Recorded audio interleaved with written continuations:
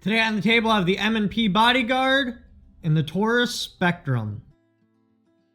You will see a price split between these particular two models, $100. The Bodyguard being $100 more than the Spectrum. Now they do make several different models, so the price split varies drastically depending on what exactly you pick. The Bodyguard is a heavier firearm, but just by a little bit. I'll post the weights. The Bodyguard's also thinner. Probably kind of hard to tell. The Spectrum is slightly longer, barely at all. The Bodyguard, without magazines in it, is slightly taller. Capacity on both of them is exactly the same. You're looking at 6+1. Mag release. From a normal shooting position, the Spectrum is hittable. Bodyguard, a little bit harder to hit, but it is doable. Magazine going in and out, the Bodyguard is ridiculously easier than the Spectrum. The Spectrum takes a lot of force. It just gets hung up right here, and to get past it, it takes a lot of force. The Bodyguard, much lighter. Both of these, because of the way they're designed, you are set up for a pinky pinch, or not a pinky pinching, but a finger pinching. The Bodyguard, you're less likely because it doesn't take quite as much force going in, so even if you did pinch your pinky, it wouldn't be quite as bad. The Spectrum, you're going to be coming in, to get it moving, it takes something like 8 pounds of pressure, so you're coming in with some force. Now the Spectrum does give you a full grip with the extended base plate magazine. The Bodyguard, even with the extended base plate magazine, you can't get your pinky on there, or I can anyway. You only get 2 fingers. Now when you purchase the firearms, the Spectrum comes with a cardboard box, an extra flush magazine, which will look something like this, which only gives you a 2-finger grip. In the Spectrum, in the owner's manual, it says to avoid, well, basically, don't shoot +P or +P+, which I didn't even know that was a thing, so that's a new one for me. The Smith & Wesson, that says with +P, it's going to wear your firearm out faster, but to avoid +P+. Now with your Bodyguard, you're going to get a soft case. Kind of looks like some sort of medical case. Inside, you're also going to get a flush magazine, which will look like this in your firearm.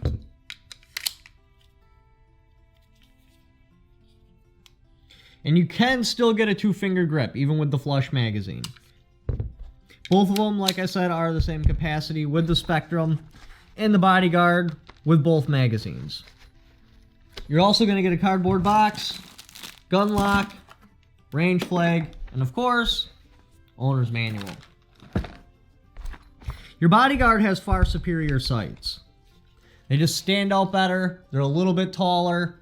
It does make the firearm slightly taller, but I think it's worth it. Racking the firearm, they're about equal. Both do have last round hold opens and slide releases. The Spectrum, I can't hit it. Bodyguard, very hittable.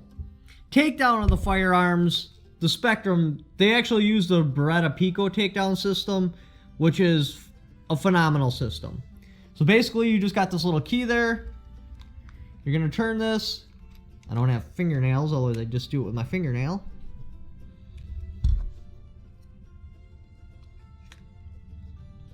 But you basically just turn this.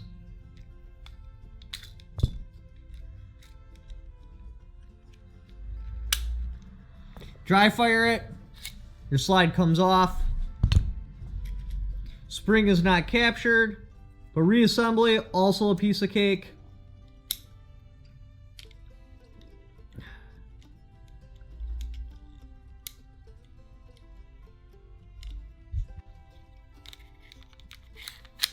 Just slides back on, that thing automatically locks.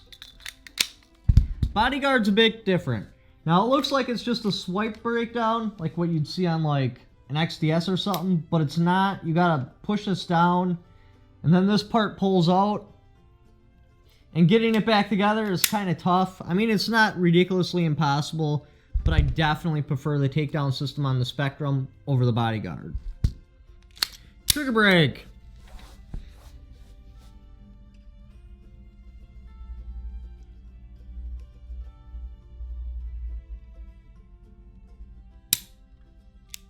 I do get movement in the front sight on the Bodyguard.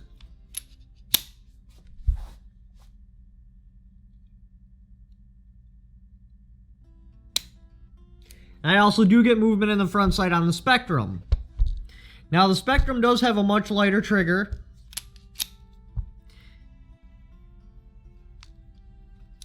And here's your reset way up front. And this is also second strike capable. The Bodyguard